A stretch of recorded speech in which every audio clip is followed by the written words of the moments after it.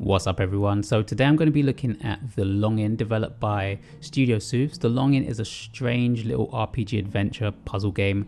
Right off the bat, I'm just going to say this game is not for everyone. Not because it's not a good game, in fact I think it's great, but because of its quirky nature and drawn out gameplay features, it may just turn some people off, especially those who are looking for something a bit more action oriented and fast paced. Before I jump too far ahead though, let me give you an idea of what The Longing is all about. It's an unusual mix of an adventure and idle game where you play as a lonely shade, the last servant of a king who once ruled an underground kingdom. The king's powers have faded and he falls asleep for 400 days to gain his might. But before he does, he places you in charge to stay in the earthen palace until he awakens.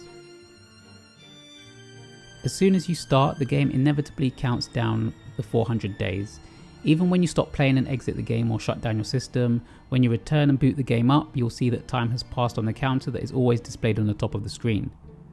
What makes this one so unique is once you start the game and the counter begins, you actually don't have to play the game at all. You just wait 400 days, and if you remember to come back, you can come back and awaken the king.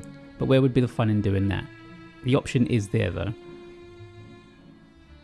The best part about The Longing comes from the exploration of this underground world, which at first can seem a little daunting as your character slowly plods along from one place to another, discovering this world's hidden secrets. There is no way to speed up your movement, but it's not like you're really in a rush to get from point A to point B, and you'll often discover little collectibles or materials that you can use to decorate your underground living room or occupy your time as you wait for the return of the king.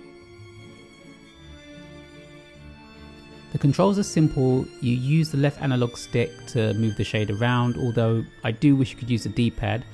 But if you're playing in handheld mode, you can also use the touchscreen to control your character movement and select the various options, which I really appreciated as there aren't too many games that really allow you to fully control the game in this way. The underground kingdom itself can seem like a bit of a labyrinth at first, but there are a few mechanics that can help you out. Firstly, you can tell your character to go for a stroll to a random location, which is always a good way to find new areas that you may have missed.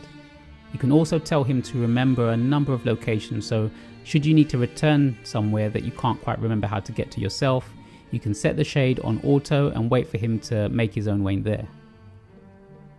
Due to the slow nature of the character, I often found myself setting down my switch or control pad while it played itself, but I found this to be part of the charm of this game.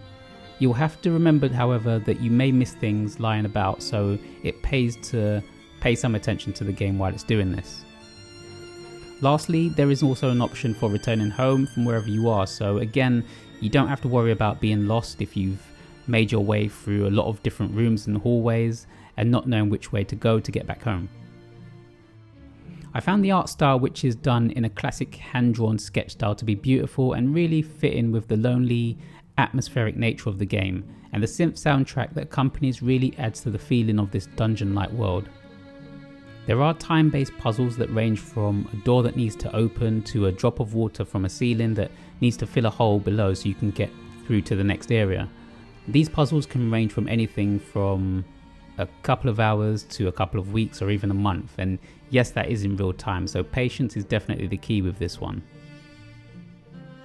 Although the game does require you to make it through 400 days, there are little ways of making time go a little bit faster, and one way is by finding books that you can read in your underground house. Classic literature from Moby Dick to Edgar Allan Poe poetry, and yes, these are the entire stories that you can actually read, or at least have the shade read them, switch off the game, come back, and you'll find that he's made progress and your time has decreased a lot more than it usually would.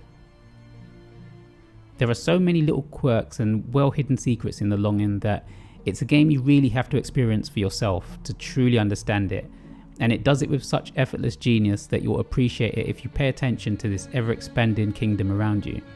There are also meant to be different endings depending on how you progress through the game, but I didn't quite get that far enough as I didn't have the time to finish the game twice. Like I said before, The Longing won't be a game for everyone, but if you give it a chance, you'll find yourself sucked into a gem of a game. I honestly didn't know what to expect at first, but didn't want to put it down.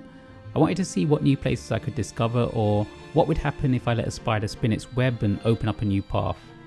The Longing is a game that made me think, smile and really appreciate all the little details that went into making it such a strange but fun experience. The Longing is available now on the Nintendo eShop, priced at $13.49 in the UK and $14.99 in the US. If you've played the game, let me know what you think about it in the comments below. Thanks for watching the review. Don't forget to hit that like button, subscribe for more news and reviews, and I'll catch you next time.